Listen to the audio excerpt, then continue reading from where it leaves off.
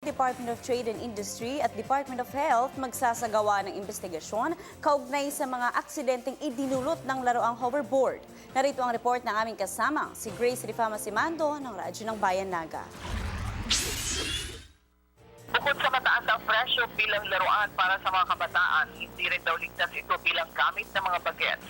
Ito ang saloobin ng pamunuan ng Department of Trade and Industry.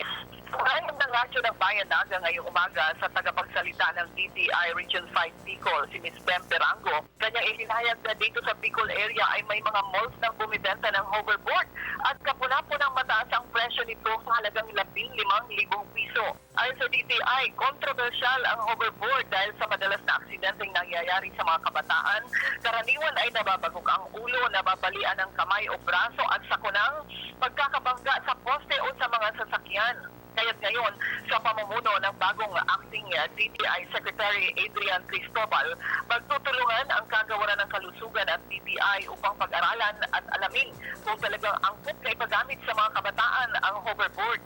Nais ng DTI at Department of Health na ayusin ang labeling ng laruang ito.